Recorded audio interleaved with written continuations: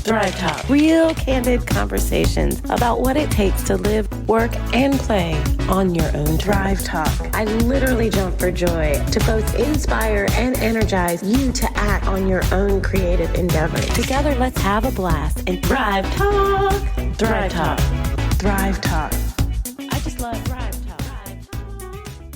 We are over the hump on the other side. Episode 6. Yay! Holy crackers. We did it. I'm very excited. And I'm really excited about this one because earlier today, you said a thing to me and I'm going to make you describe it. But first, I'm going to say who I am. I am Samantha Morgan, podcast producer / my ringleader. And it makes a lot of sense about what we're going to talk about today. She said that's your monkey mind talking. And I was like, what is a monkey mind? Wait, don't tell me. Tell me when we do the podcast. So here we are doing the podcast. Please explain, what is the monkey mind? I mean, I have a kind of idea, but I'm not sure if it's the right idea because, I mean, there's a lot of poo flinging in my head right now. That's exactly what it is. Oh, okay. Poo flinging. There we go. Well, and you know, really, we all have it. It's those doubts, fears, distractions, the everything that is telling yourself, don't expand, don't do something new and different. We're safe. We're comfortable here. Yeah, it might suck, but we know the suck. Oh. We understand the suck. This is the suck. We know how to get through this kind of suck. But that's not how, as an entrepreneur, a freelance, or even if you are a leader, a thought leader, anybody who is putting themselves out there and is dependent on their growth and evolution to evolve and to create a life of purpose for themselves. Okay. You can't stay there. You can't stay in one place. You have to do something different. So the monkey mind, and I have an entire course in the lean in exercises that are for free on the website, is all about acknowledging them, because those monkeys are not going anywhere. Nope. It is a 3-ring circus up in my head most days, and sometimes I need external help, and that's why I called you the ringleader today. You are very good at grounding and kind of keeping everything organized for me. I lean in, I crutch on you on that, and I'm very grateful for it. Oh. So yeah, I mean, that makes a girl feel good. as it should, because we all have our own different talents. Mm-hmm. And especially as somebody who's becoming a solopreneur, freelance, an entrepreneur, we think we have to be all the people and all the things and all the hats. And we really get stuck on the things that, like we talked about last episode, that distress us, and we feel like a failure because we don't like it, or we didn't do it successfully, or we got criticized for it. Yeah. So this whole idea and concept behind the monkey mind is, again, acknowledging that it's these thoughts in our head that are trying to keep us in a comfort zone, even though we might not like where we are, or we want to do something different and wish we were in a different space. Mm-hmm. That's what they're doing. They're just trying to keep you safe. Yeah. And I've kind of have this little dialogue and conversation where I have said to my monkeys, hold up, I'm putting you in my back pocket. You're not allowed to have a conversation here. I'm going to have to name my monkey. That's like one of the best things. I name all my physical ailments as well, like all my injuries and stuff. I give them names as well. So I think I'm going to have to name my monkey. I have an awesome friend. I've known her for years. She owned a jewelry store, very successful jewelry store, Now she is running Airbnbs. Oh, wow. Yeah, like managing other people's Airbnbs for them as well as having her own. And she's just a beautiful person to connect and to collaborate with on evolving ideas. And she has A name for her monkey? yeah, but for her it's in the closet. She'll put her in the closet. I can't remember the name, but I'm like, and like you got to do what my whole idea behind moving through your own way of doing things, your own moving through to your success is about finding the systems and the ways it works for you. So she's got to put Dolores or some some whatever it is, beautiful like 1890s name, you know, Gotcha. in the closet and put her in there because it's very valuable for us to acknowledge them and to name them, name our fears, name these distractions, give them acknowledgement and intentionally say, sorry, I see what you're trying to do. And I'm grateful for that, but it's not, I'm a different person. And the one thing I love about inspiration to change, inspiration to move into a different level, like leveling up your skill, your craft, your business, is that the old ways that were working are no longer working. Oh. So you have to show up and figure out what it is that is grow, right? Yeah. And so when we're pushed to do that, that's when those monkeys start really getting crazy. I was about to say the monkeys then grow, and you got to get them a bigger cage. You got to get them a bigger cage, or you've got to establish that we're going to be okay. Yeah. You've grown. That's what I was getting at. Got a little off course there. Sorry. No. It's my fault. You grow as a person. You want to expand as a person. These monkeys are like, ooh, that's too scary for me, which is really us being like, are we valuable enough? Do we have what it takes? Yeah. These are the questions. Some other good questions that are indicators is I'm too busy at a job to create more. I need to do blank first before I can do. That's another one. That's a big one. That is a big one. Yeah. I need money to get started. That's a harsh one. That's another big one. Because it's so in reality. Yeah. And it's a difficult one because it keeps you locked into the comfort zone. But if you can find other solutions, do other things that might, between supplemental income or just taking a job that maybe is along the same lines, that is obtained and acknowledging that this money is for and giving it a purpose, then you can start moving through that I need money in order to. Right. Or I'll get to it tomorrow. Or it's something I got to do this weekend because I'm just too busy. Yeah. You have to make time. You have to. That one of the things that I did pretty instantly when I started trying to go down this path myself was to open up a business account and to separate that money, to have it physically separated from, all of my other money. So that way, not just necessarily that I had money for the business, but also so that I could have a visual reminder of this is what the business is doing. This is what it's pulling in, because otherwise you tend to not even realize how much money you're making. No, you have to give value to that. Yeah. You have to acknowledge it.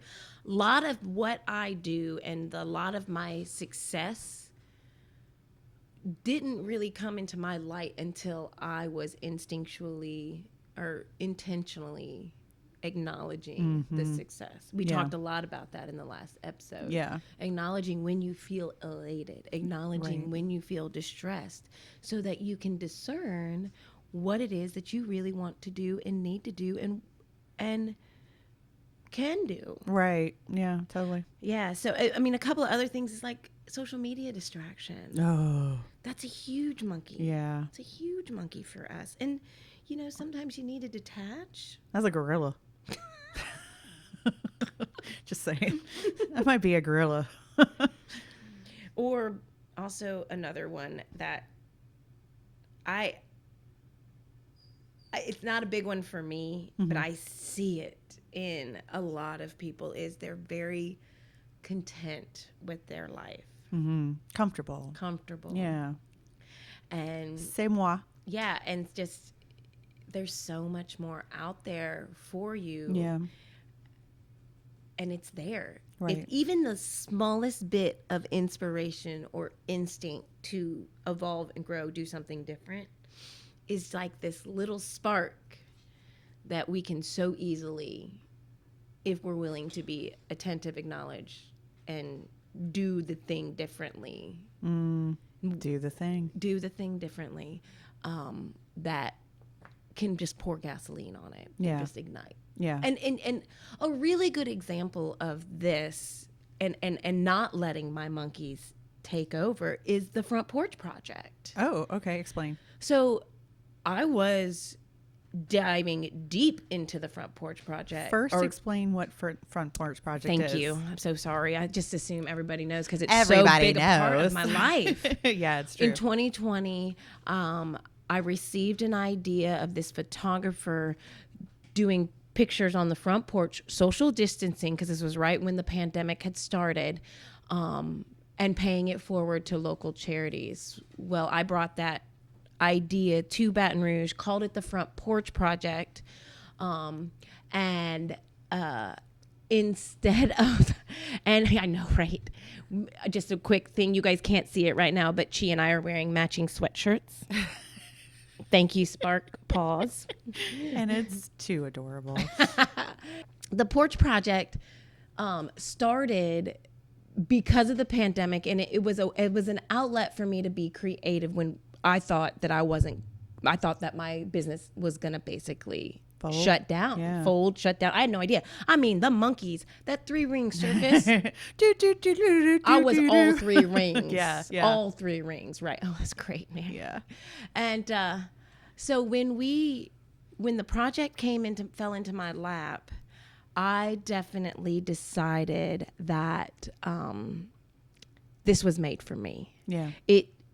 There was nothing there. I pretty much told the monkeys, sorry, y'all have got to leave because this project I am made for. And basically everything, every process, every experience, everything I did in my career came together and exploded into one project. The processes I made, the team that I had cultivated, the joy that I felt taking pictures efficiently and quickly, allowing me to get to a bunch of houses. And then the biggest part of the whole project was I was asking people to pay it forward to local businesses. So I was advocating for shop local, buy local, support our local economy, something I have been a big advocate for. And now when we needed it most to sustain our economic stability, it's how important that was to keep the money circulating in our economic. Tell people how much money you help circulate, by the way, because this is with kind of a big thing. I know, right? With me and about 40 other photographers that joined on, because the other part of this project was I was able to mentor and give my system to other photographers so they could go out. Maybe cultivating? Is that what you did? That creative cultivator in me just shined bright like a diamond. Shined bright like a diamond. Between all of us, we photographed 4,000 portraits and raised $1.28 million. Wow. It was so amazing. It's like, I mean, even just talking about it, talk about elation, talk about serving purpose. And it quite possibly, it was the thing that catapulted me back into starting to thrive. Yeah, Talk that's why we're again. here today. That is why we're here today. And I do have Sam, I do have you to thank in really honing in and helping me develop that concept, bringing that concept back. Like I couldn't have found a better a better fit for me. And you know, I got to admit that I after the porch project happened and you know the 4 months was done, I actually did 900 portraits myself in 4 months, which was more portraits than I did in 9 years. Oh, wow. Right? Like, Like, I've seen all your CDs in the car. That's in the garage, the carport. That's what we're gonna call it. So the idea that, you know, I had the monkey mind going on. I had it deep. Yeah. I was like in a pity party, sitting on my bed, like, how am I going to generate income because of this pandemic? Right. I was like, and then I started thinking about all the business owners and my colleagues and other photographers. It's like our livelihood is connecting and meeting up with people face to face in public. Yeah. So, you know, the porch project and doing that really saved my sanity. It brought together a community. It was all my things. I giggle because I'm thinking it helped you thrive without a knee. Without, I know, it's so weird, but it works. It works. Yeah. So yeah, the idea behind, you know, stepping aside and allowing those monkeys to, in your mind, to be a part of the process. Mm-hmm. Because I'll tell you, if I didn't have the doubt, if I didn't have the frustration or the kind of contrast throughout my career, I wouldn't have developed those systems that I used. I wouldn't have cultivated and known what type of team that I work best with. Right. Like, it definitely gave me so much more of what I wanted because I understood where I was safe, where I needed to expand, and what I needed to do to evolve. Totally. You know what it reminds me of, the monkey mind? It reminds me of, I watched this Buddhist monk, and he was talking about meditation, and he was talking about, you know, anxiety and panic. And he said, you know, panic is always there. It's always going to exist. And when you're meditating and you feel those moments, or whenever you're just in life feeling those moments, to acknowledge it. And he said, he goes, "Hello, panic." "Hello, panic. How are you? Welcome back." That's a great. Yeah. "Hello, panic." It was so funny to me the way he was just like, hello. Well, I want you saying that in the lean in exercises, I actually quote the Buddhist teaching Of course of you it. do. That makes so much sense. And I'm going to read it because I want to be able to make sure I do it justice. Fair. But it goes along with what's stopping you from momentum or movement. Mm-hmm. And in the Buddhist teachings, he described a human mind as being filled with drunken monkeys jumping around, screeching, chattering, and carrying on endlessly, all clamoring for attention. Fear is the especially loud monkey, sounding alarm, pointing out all the things that we should be cautious of in life, and making us well aware of everything that could go wrong. Buddha teachings are to meditate, to quiet the mind, and not fight the monkey, and trying to banish them instinctively, teaching that what you resist will persist. And can we just say that again? What you resist will persist. Right? So your homework, everybody, is to name your monkeys. Like, write them all out. Give them all different names. Your panic, your anxiety, your fear, your whatever you're feeling. Give it a name.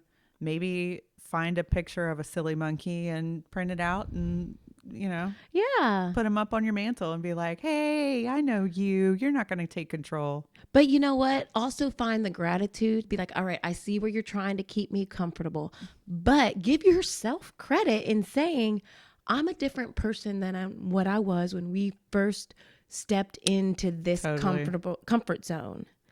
And now it's time, and you've got to come with me because I don't have a choice. Right. So we're just going to step. And and give yourself permission to take baby steps. You know, like if you feel super anxiety, super fear, whatever, by going into a vision, step back a few. Give yourself permission to step back a few and say, what is the smallest thing that I could do to move forward? And then the next time, or the next step, what is the next smaller thing? And I'm going to tell you, because I did it, the steps get bigger. And then before you know it, you're beyond what you'd originally visioned into something way better. Because one of my emotional teachers used to tell me, and I love it, always say it's not where I thought I was going, but it's so much better. I know, right? And scene. I know. We might as well just end it there. End it there. What you resist will persist. Yes. And it's not where I thought you were going, but it's so much better. Love it. Love it. Jen, I appreciate this conversation. I'm glad I held off and waited to do it on audio. It's so much more organic and raw and real. And I don't think I could have absorbed that as well any other way. So I appreciate you and thank you again. And we're going to keep leaving next episode up for a surprise because, you know. Well, you know, I think it's great. Working. It's working. Well, and the way why I think it's working, and it might not be the way we're supposed to do it, but I've thrown all of that out the window because that was the major block the first time I went through Thrive is trying to do what was perceived the next step. Right. So the fluidity of it is very, very inviting to me. But things happen between now and the next episode for both of us. Yeah. And we bring it to the table. And so you know that it's raw, real and conversation. ThrivTalk. All right. ThrivTalk. All right, Jen. Well, let's get out of here. Anything you want to end us with? Can I just tell you how much I love my life? She says it about 17 times a day, people. Oh man, and more in my head. And maybe it was my defense against the monkeys. Oh. Take that, monkeys. All right. All right. Well, we'll see you again next time. Until then, do something cool and name your monkeys. Peace, people. The music you hear was created by Cindy Wonderful. To access free resources, log on to Jenn Oken's website at JENNOCKEN.com. If you found value from this episode, tell a friend. And if you have a moment, leave us a review. Tell us what you think.